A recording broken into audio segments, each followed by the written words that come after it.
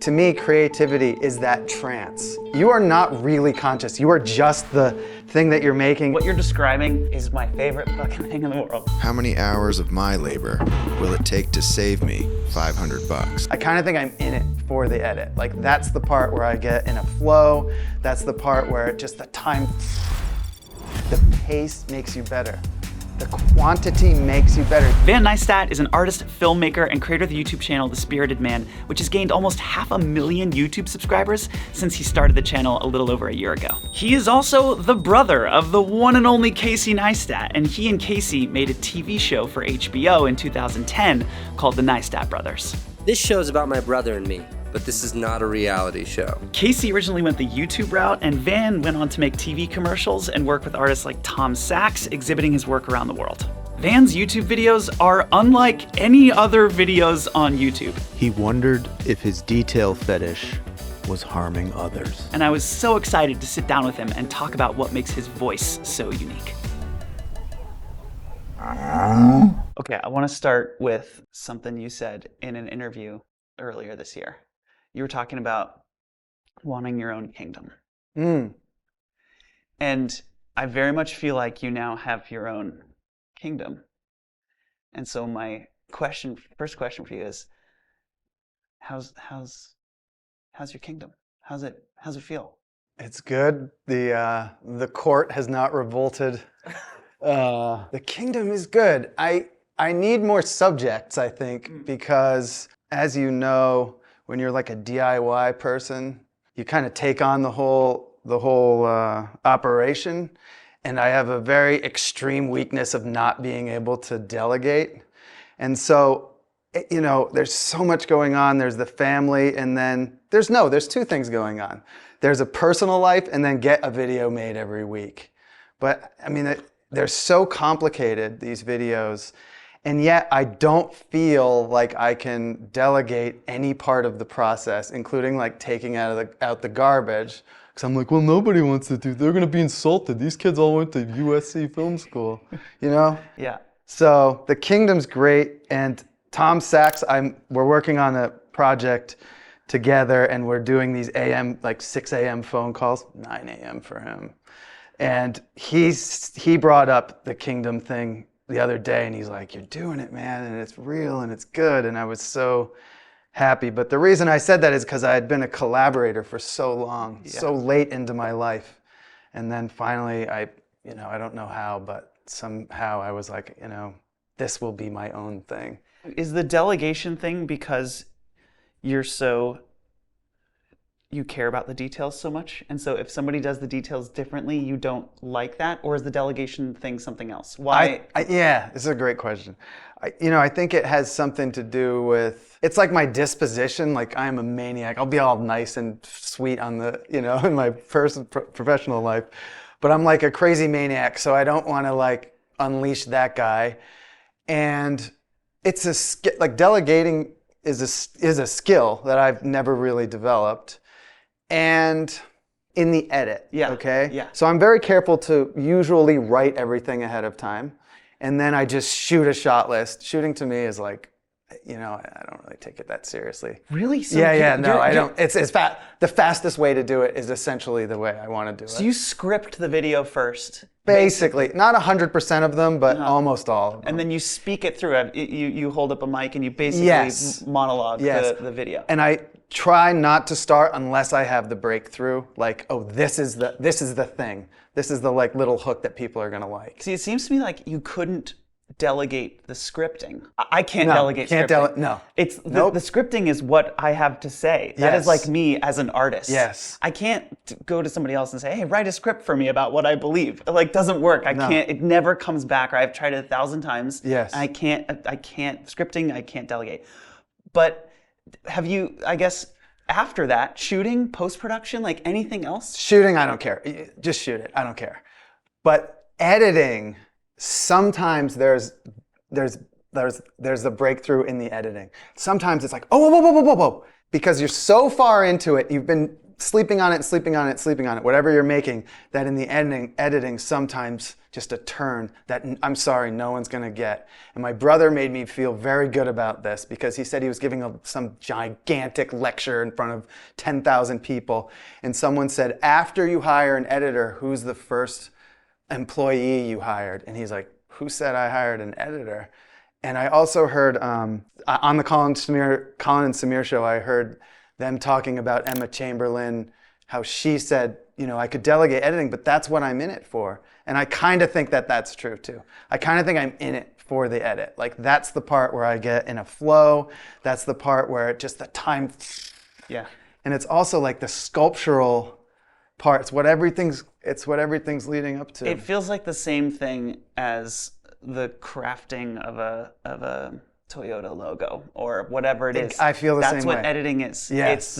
It's the detail orientation, the polishing, the maneuvering to get it just right. Mm-hmm. And I definitely feel that from your edits. So you don't work with an editor at all. Have you ever worked with an editor or for your channel?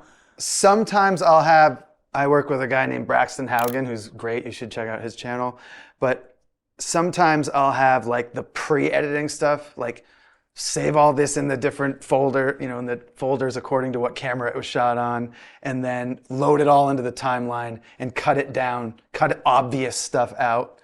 And like a few things I've done, like 8 things I've done that way, but no. Yeah, not like Normally, narrative cut. I waste a lot of time. Yeah. In a bad way. And I Do wanna. you feel like yeah. it's actually a bad way? Yes. Is it actually a bad way? Really? Yes. Yes. But doesn't like there's a, it reminds me of that video about detail orientation. Yeah. Where you basically said, I think I forgot the exact quote, but you said something like, I'm willing to suffer the consequences of my obsession with details because I want them to be right. Mm-hmm. And so I guess, is it a bad way if you get it just the way, is it bad? Is it a waste of time if it's just the way you want it? But that's not what I waste time on. What do you waste time on? Wasting time on things that like a 16-year-old intern could do. So like, I don't know, washing the truck, vacuuming the studio floor. One thing I would love to have a professional do, but you'd have to be so smart to do this that this person doesn't exist. Put my tools away. Put my stuff away. Because I don't know, when you're working, I think this is what creativity is, and I think this is why people want to be creative people, is because to me, creativity is that trance where it's like being on drugs. You are not really conscious. You are just the thing that you're making and blah, blah, blah, and oh, wait. I know, I'll use the soldering iron, and then a whole mess and stuff. But everything has to be exactly where it always is because you won't be able to be in that trance if you have to stop. Where is the resin? Where is a toothpick to stir the resin? How much of your time do you spend in that state? Because what you're describing is my favorite fucking thing in the world. Yeah, it's yeah. the best feeling in the world. What does it for me is also editing. Yeah. It's post-production, Yeah. storytelling through post-production. Yeah. The jigsaw puzzle of assembling a story and revealing the thing at It just the is right a puzzle. moment. It is a puzzle. It's a puzzle. It's a puzzle. That's what we're doing. And sometimes there's a missing piece. And Yes. I just love searching for that missing Yes, piece. yes. And putting that in the right place and it connects the things and it's just, I love that. So when I'm in that moment, literally, I will not eat. I will not go to the bathroom. I will wake up and it's fucking 3 a.m. Yeah. and it feels like waking up from a dream. Yes. Honestly, is what it feels like. Yeah. That's my favorite state to be in. How much of your time do you spend in that state as an artist? This is a great question. Okay, do you have kids? I don't. Okay, obviously that changes everything. Yeah. But let's see, how much of I would say it's maybe 4 hours a day if I'm lucky. And then on an editing day, or if I'm like at the finish line and it's like, if I can just go hard and I'll be done today and then tomorrow is for everybody else, which sometimes happens on Thursdays, which is the greatest. Why Thursdays? Because I post on Fridays. Okay. And so I would say on those days I might get 8. But my precious time is like, I wake up at 4 a.m, 5 days a week. And then my precious time is like 4 till my son has to go to school, which is around 8 something. And that's like zero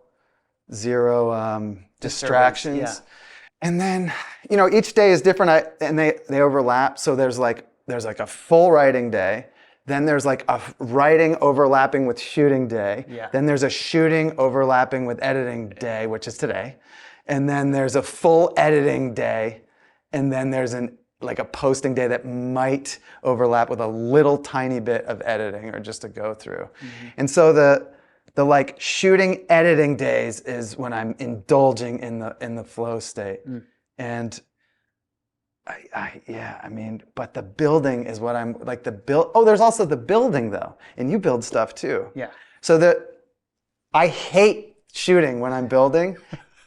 And I know that I'm getting the right to spend 5 hours on this thing I'm making this week is like, I smelted lead fishing sinkers to make a heavy base for my new camera so I can put on the dashboard of my car without it sliding around. And like, I know that I can indulge in melting these, fishing weights because I'm shooting it. And sometimes when I'm really indulging, I don't shoot and I'm just making beautiful little da-da-da. And then sometimes I'll go back and fake it, or sometimes it just doesn't make it in the thing. And it's this, people are like, if money was no object, what would you do? I was like, same thing, but I wouldn't shoot it. But also I think the truth is, if money was no object, I would just spend money.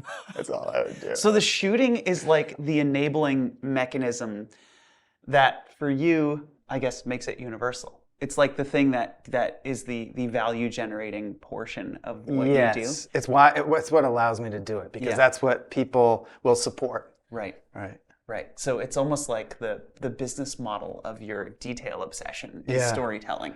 Yeah. Or it's like the making is the advertising budget for my video making, or the other way around. The other way around. Yeah. The video making is the advertising budget for my hand making. That's so funny. So for you, because what's interesting about that is I started from there as well.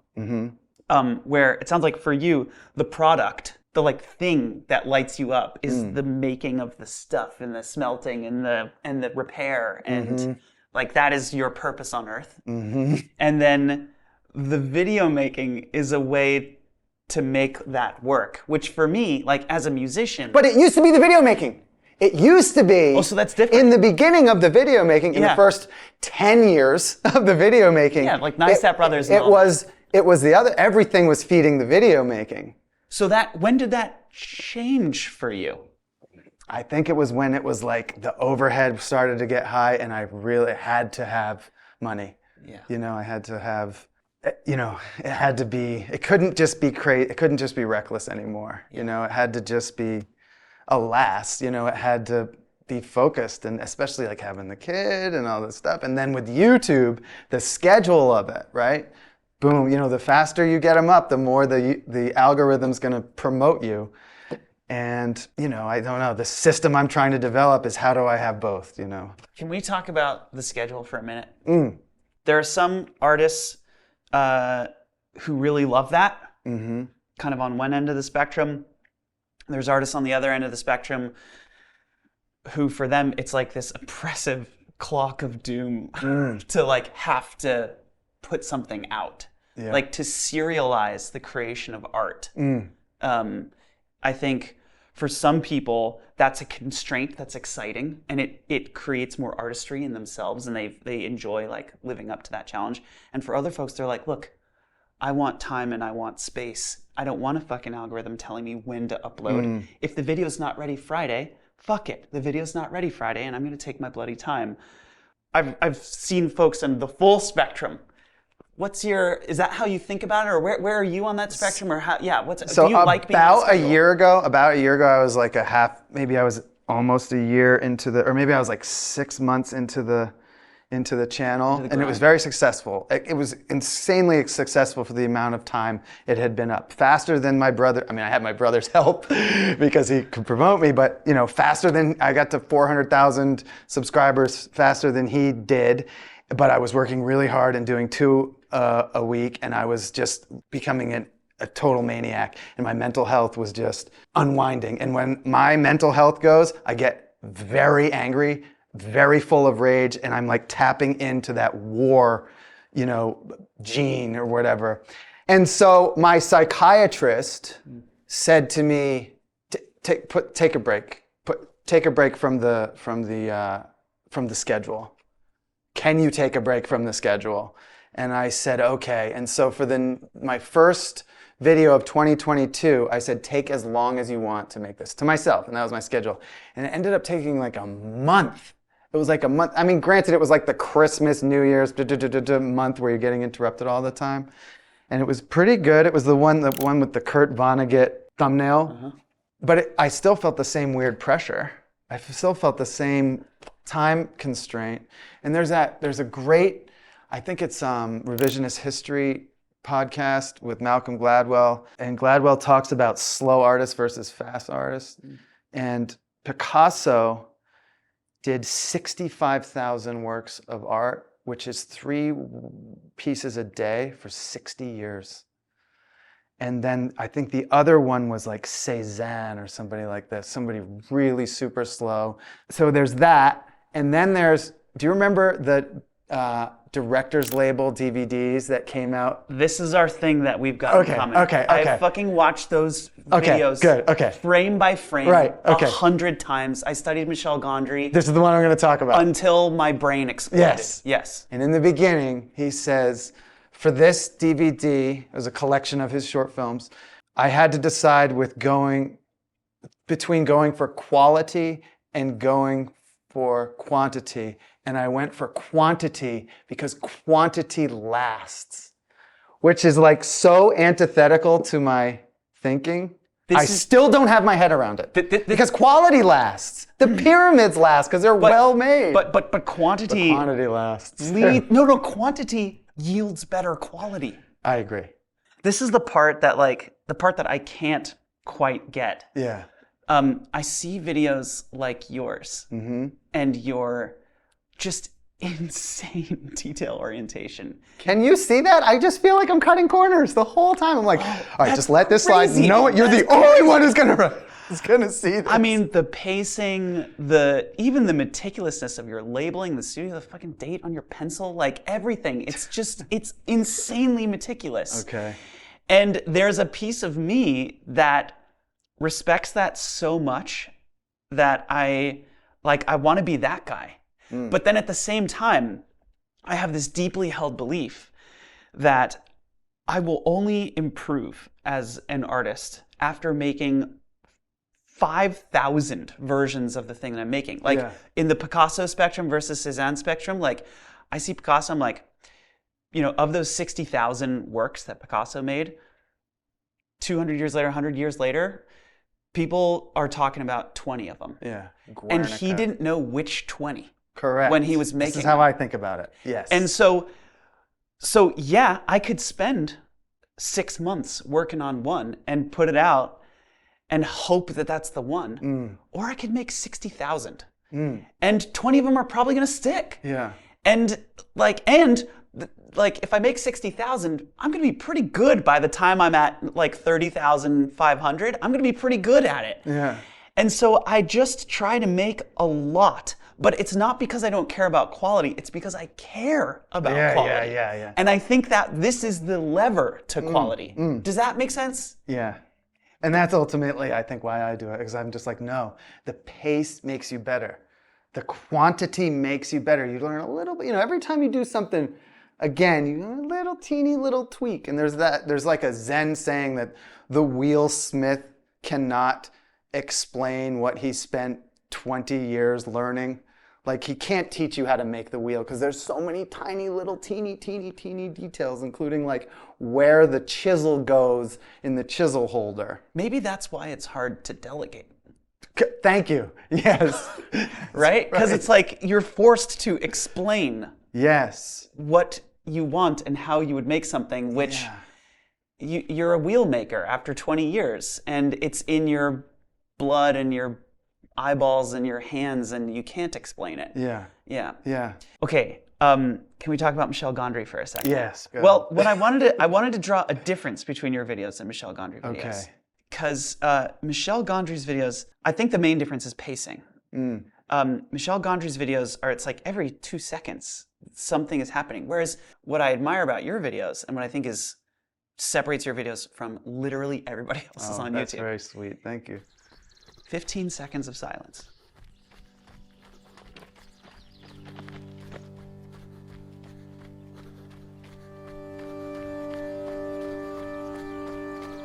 Cloudy today, but clouds are good in these parts.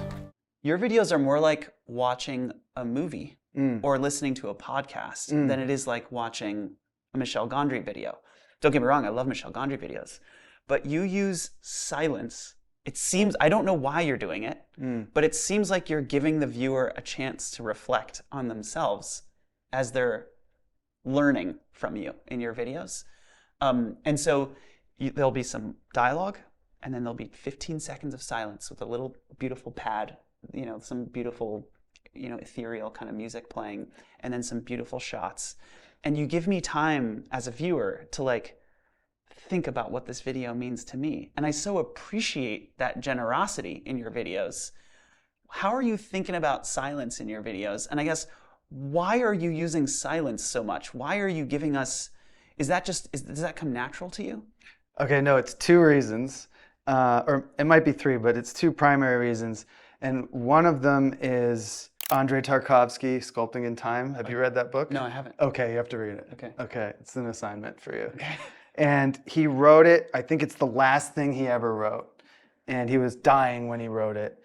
And he talks about he talks about it in such non-woo-woo terms. Just the job of filmmaking. And so I read that book, and then I immediately, of course, like watched all of his movies. And his movies, he's making them behind the Iron Curtain, almost all of them. And they're slow, but you are drawn in. Your subconscious is drawn in. They're like Lynch movies in that way. And they're slow. And slow means there's less work you have to do. There's less shooting. There's like less moving the camera. There's less editing. But, and this is the chief thing that I got from him, he said something like, you're not experimenting with the camera. You are getting the job done. You have the confidence in that shot. You know what the shot is, and that's what's going to go in there. You know how long it's going to be. And the experimentation might be with the performance or so forth, or some little tiny tweaks in there. And I think it was just be confident this is what the shot is, be confident what this movie is, and be confident that you're hooking the audience so that they care and they'll go because that's all that we're doing. Yes. All that we're doing is getting them to watch to the end. That's what all this trouble is for. And the second thing, I made a feature film with Tom Sachs. We co-wrote it. I directed it, and we shot it live, and then I went back and shot all this little stuff. It's called a space program. And I worked with a composer named Gray Gersten, who did a lot, like all the videos of my first year, and then he got so many offers that I couldn't afford to work with him anymore. So, and he's unbelievable. He's such a great artist, like on every level, but he just got composition. And one of the things when we were editing and I'd take his music and put it into scenes is he'd say, you need to put breaths in so that people can digest what you've just fed them. 1,000%. And that is what it is. And that was the implementation. Gray Gersten, that was the and every time I'm making something, I'm like, no, it's not about speed. It's not about, hey, look at this. Oh, look at this thing. Yeah. No, that's I literally use the word breath when I'm talking about those moments. Yeah. It's like a trumpet player. They output this incredible creative musical phrase, and then they take a breath, and there's a little bit of silence. Miles does this really well, and then it's the next one. Spit out. Yeah. Yeah. And you know who does this really well? Podcasters. I think podcasters do this really well, which is why I compared your filmmaking to watching a podcast. Because now hold on, Yeah. I want to interrupt you just for clarification. So podcasting, you have the like Joe Rogan, where it's just a conversation like this. Right. But then you have like Narrative This podcasting. American Life. That's what I'm talking about. Okay. Yeah. Those Narrative guys podcasting. are geniuses. They are And geniuses. Another thing is I'm trying to make my videos so that you don't have to watch them. That's part of it too. Oh, that's They're really so interesting. you don't have to watch them, because while I'm making stuff, you see I always have the earbuds in when Right. I'm making stuff. I'm listening to podcasts and stories and books on and tape. comedians. It's like Ritalin for me or something. Yeah. It quiets the noise. Yeah, I love that. I love that. Okay. But I interrupted you. No. So, well, I was just going to say, I think podcasters are almost like the narrative podcasters. Right. They're like the modern creator generation of filmmakers. Because the way they tell stories is more like filmmaking stories, more so than the way YouTubers tell stories. Which is, again, what separates, I think, your videos on YouTube from most other people's videos. Yeah, the podcasters are, they're making stories that have these breaths, that have moments of silence, that give us a space to reflect. It's that, I think in one video you called it, we're tricking you with the conflict and the resolution. We're tricking you to watch the middle, is what you said. Yeah, that's what we want to tell you. That's our propaganda's in the middle, but we got to trick you with a little treat at You got to the set it end. up. Yeah. Okay, so this takes me to my question about storytelling, which is, how do you get people to watch the middle?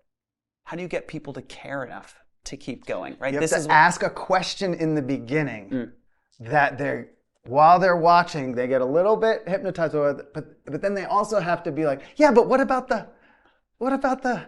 And then you don't resolve it until the ending? That's right. And that's their reward. And then you resolve it. And this is what I think David Mamet said this, is that the ending has to be both a surprise and inevitable. And that's the trick.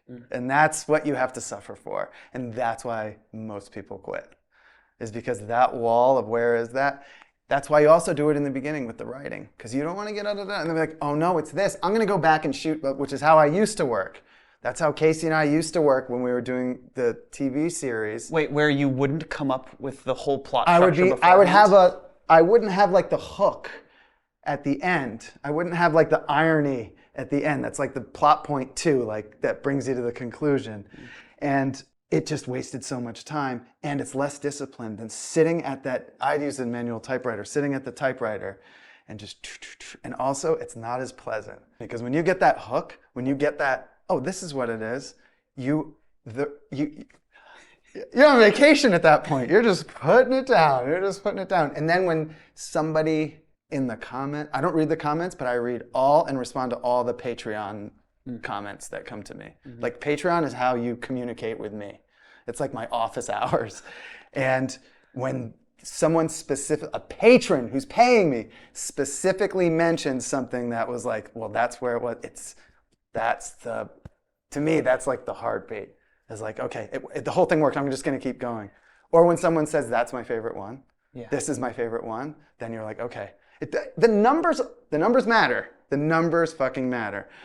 But that stuff matters more, and that stuff encourages you. And to me, it's like, well, the numbers are going to come, because if you can do this, the numbers are going to come. And my channel hasn't caught on yet. As much as, it's very popular. I do about 100,000 views per video, but it hasn't caught on. This reason to keep going that you're talking about right now, for me, it calls back to the video that you made, The Crisis, where you talk about Tolstoy's definition of art. The author's simple definition of art was that it is the transmission of feeling the artist has experienced. That's the only definition I'll accept. Yeah. And that's like that, because that's hard. Artists just, no, because then the modernists came along, and Duchamp, he just wrote Armand on a toilet, and it's like, okay, now that's what everyone's trying to do, because that's easy. And no, what Tolstoy said, which puts the comedians at the top of the artist food chain, highest, because Andrew Schultz says, he's like, you can fake sad, you can fake angry, can't fake funny. Yeah. And those people can transmit funny, and funny is the best one of all the emotions. And that's why they get paid, and that's why they're so successful, especially now, the good ones. And that's congruent, though, with what you're talking about in terms of the reason to keep going, right? What you're saying is, like, when I hear from somebody who watches my shit that this was moving to them. Yeah. That is the resolution of the transmission of the feeling to that person, right? That's the feedback that you're getting, is like, I gave a feeling to another human, and I spent all this time and energy and shot it and scripted it and to the whole thing, and this person felt the thing I wanted them to feel, and that makes it worth it to you. Yeah. Or is it they felt what you wanted them to feel, or they felt the feeling that you felt?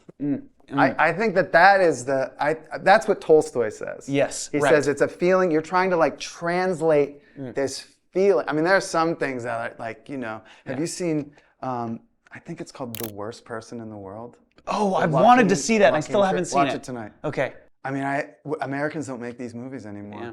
And this is what they made in the 70s, but it's one of these like, Yeah. and in like, even if it's unpleasant, it's still good. It's the feeling, I don't know, the indulgence in feeling. That's why we love art. I was talking about this last night with some friends, two musicians that I love dearly. We were talking about 10 out of 10 experiences in life. And we all agreed that actually a lot of our 10 out of 10 experiences were not positive. Yeah. The 10 out of 10s were like Yeah. that moment where you finished the album and you're like, fuck this person. Like the first time I heard a Kendrick Lamar record and I listened to the whole thing while reading the lyrics. Yeah. And I was just like, this tragedy of a human being. Yeah. 10 out of 10. Yeah. But not like positive 10 out of 10, Right. like just the deepest feeling of sorrow and Yes. loss and but that is the 10 out of 10 experiences that I think we all crave. And the great artists are able to give us those experiences, which is why they're the great artists. And the great ones, they do it like over and over and over again. I don't know how that. Yeah. So there's a tension Yeah. that I feel, and I know a lot of artists feel this, and I have a feeling you think about this. On the one hand, artistry is the transmission of a feeling to another person, and the power, the purpose, the joy comes from getting feedback around that success. It's like I gave this person that thing that I was feeling. I feel more understood. I know they get me a little bit more. I connect with them. And yet, making art for other people is a dangerous path. How much do you think about audience when you're making stories? How much are you thinking about the successful transmission of the feeling versus enjoying being in the flow and doing your thing and making art for yourself? It's kind of like your conscience voice that's very quiet and it just kind of tickles you. I think about it like that, like little, and it's very detailed little things. It's not big picture stuff. Big picture is just like, well, if they don't like this, it won't get enough views and I'll go poor and that'll be the end of it. But for little things, I'm very cognizant of, okay, if this 2 seconds doesn't need to be in here and 1 million people watch it, that's 2 million seconds I've wasted of human beings' time. And so like for this last video I did where I drove up to Montana to get the engine switched out of my truck, which was like 2 weeks ago, but feels like a year ago. There was one shot where I'm introducing like that the engine overheats, and that's why I'm getting a new engine, one of the reasons. And I opened that sequence with a shot of the thermostat, and then I go back to the thermostat, and it just bothered me a little bit every time I was editing it. But you're editing so fast that you just kind of leave things. And then I slept on it, went back, and then the day I was gonna upload it, right before the upload, I pulled it out. Because I'm like, no, they don't need that. So I do think about the audience's time, but there's this book called The YouTube Formula, and it's basically how to optimize the algorithm on YouTube. Yeah. And I read this book like maybe 6 months into having my channel, on my brother's recommendation, I believe, because the guy who wrote this book is like an expert in optimizing views and everything. He works with Mr. Beast.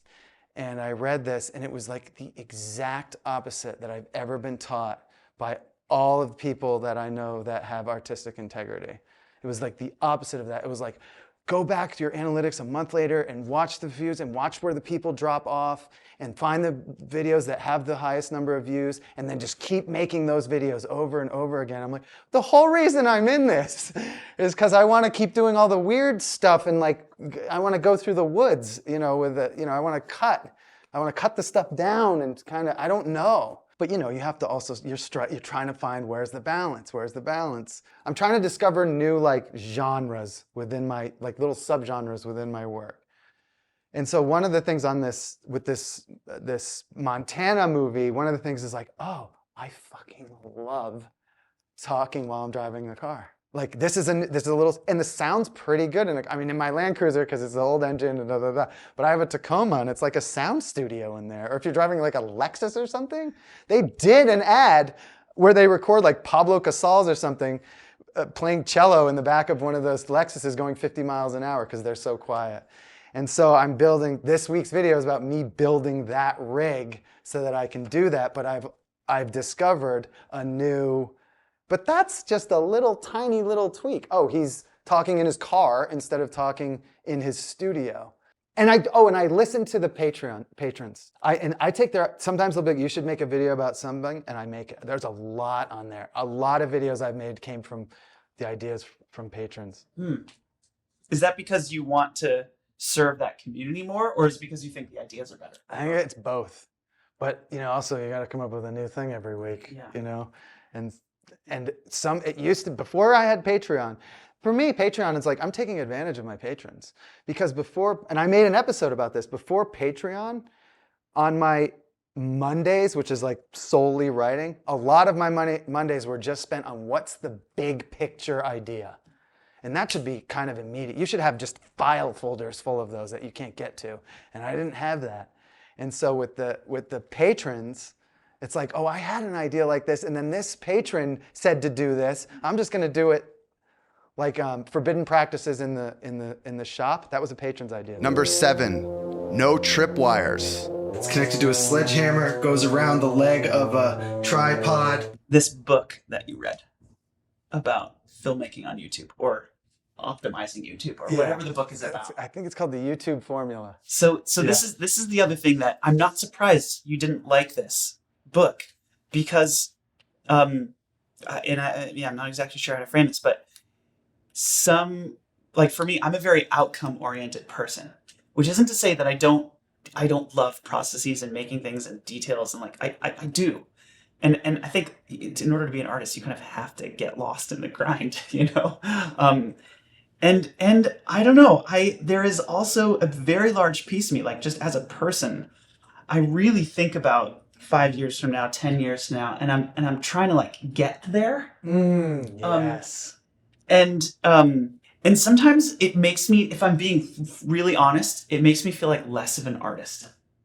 Hold on, let me get my head around. Because I see someone like you. So you're seeing a goal, or no, you're conceiving some goal that's probably arbitrary, and you're like, okay, in 5 years I want to, I don't know, sell Madison Square Garden, and then as you're working towards, how do I get there? What choices do I get to make? You're thinking, oh, that's not what an artist does. Because I see someone like you, and I hear even your response to that question. I don't know. And look, I'm not saying I hate this about myself. I actually think a lot of like the good things in my life are because I'm outcome oriented and because I set goals, and try to hit them. And I also, maybe it's just an inferiority complex or something, but I struggle seeing people who don't have that at all just fucking make the greatest, most exploratory art and find interesting things. Like, I love vlogging in the car. Like, I think a lot of outcome-oriented people don't wander as much. And so much artistry happens in the wandering. It happens in the experimentation, in the trial. But you did that. You did do that at some point, and I still right? do to some extent. Yeah. Because, but I do, I do it because I know that that's where I can find artistry.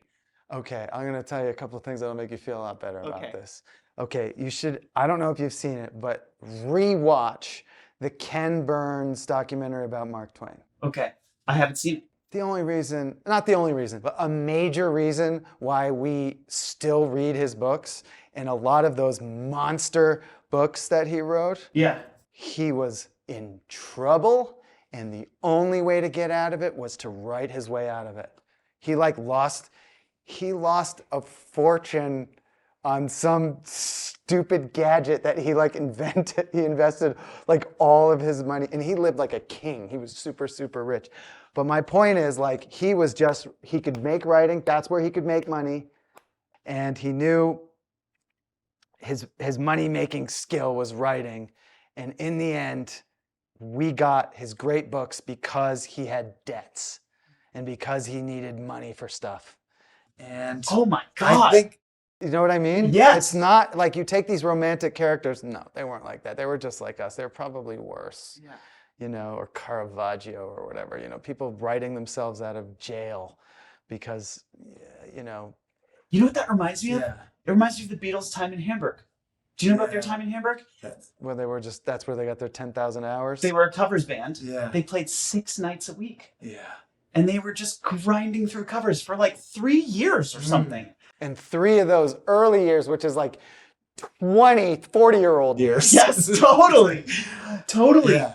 And they were doing it because it was the only, right? They needed the income, they needed the work, and they had to do it, and it was their treadmill. It was the version of the treadmill from the 60s. But so this is the other reason, by the way, that I like the grind, because I feel like the grind actually does output significance, right? Mm-hmm. It outputs meaning and purpose for me as an artist. Not every time, but 1 in 50, it's and I'll take that, I'll take that. Yeah. Okay, wait, let's transition one more time. I do want to get to Michel Gondry. Can you tell me a little bit about how, I guess, what works of his you enjoy and how he's influenced your work in particular? Okay, so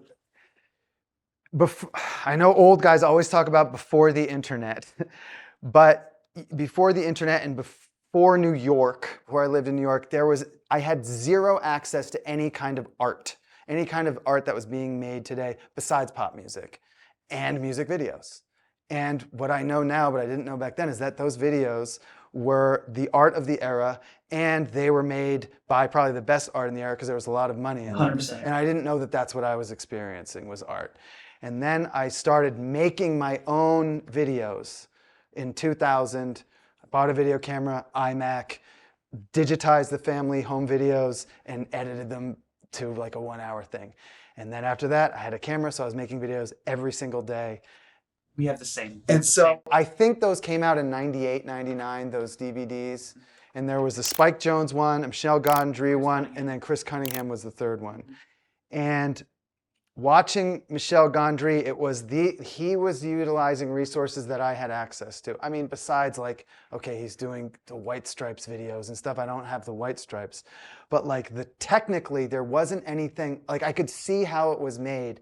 And it was made so ingeniously because he was considering the machinery of how it's being. He was the entire paradigm. Okay, I'm going to do animation, which is 1 frame at a time, but each frame is going to be Legos that has to be taken. And he did it on graph paper. He directed Eternal Sunshine, right? Yeah. And that was just a monster. It's like Charlie Kaufman and Michel Gondry. There should be a law. I think it's the greatest movie of all time. I love that film so much. I mean, talk about transmitting feelings. And it's probably the sensitivity of those two people. Totally, because Charlie's a total And then softie. he walked off of Green Hornet. They gave him his big Marvel movie, Michel Gondry, and he said, take my name off of it. And it's wow. And he suffered for that. He definitely suffered from that. He's probably the most talented guy of his generation, and he's not the richest, and And so those DVDs, we had access to all of this stuff that wasn't commercially viable, and it was so effing encouraging. And I did we used to do these Lower Manhattan Cultural Council fundraiser videos because Tom Healy ran the LMCC, and he'd hire Casey and me, and he'd pay us really well. And they had it was that party was the party in New York that night with security and everything. And one of the honorees was Michel Gondry in one of the videos, and he was there and he watched it. And I remember Bjork was another one, and she wasn't watching, she was just eating. She doesn't watch stuff, she doesn't watch movies or anything. So she was just eating her soup while this thing was playing, but Michel Gondry was glued to the thing, and I was just like, That must wow, have this felt is incredible. unbelievable. This is unbelievable. Oh, how Yeah. cool. Maybe let's close with your sense of mystery. Maybe you don't think of it like this, but we've talked a little bit about stories. We've talked about some surprise. We've talked about watching the middle and getting people to watch the middle by making them feel like it's going to be worth it at the beginning and then making it worth it at the end. But the other thing that's interesting about your videos, and the one that really comes to mind for me, is there's a video, I think the title is something like, "What to do when things are hard," or when things get hard, or like what to do about hard times. Yeah. Okay. Yeah. And the video ends, and you show this clip of you kind of listening. You're going like this, and you're like you're listening to something, and you're watching this the best day of your life. Yeah. Where you took a plane after the plane crashed in the Hudson River. Yeah. And you're watching the best day of your life. And the video is called "What to Do About Hard Times." And the whole time, at least when I was watching this video, I was like, is he talking about what to do about hard times? You're talking about looking at the best day of your life, remember the best day of your life. I was like trying to figure out what was going on. I was doing a lot of work. My brain was working while watching this video. And then in the last maybe second and a half of the video, as you're watching this best day of your life, you crack and you start to cry. And the truth will set me free. And I know someday I'll find the key.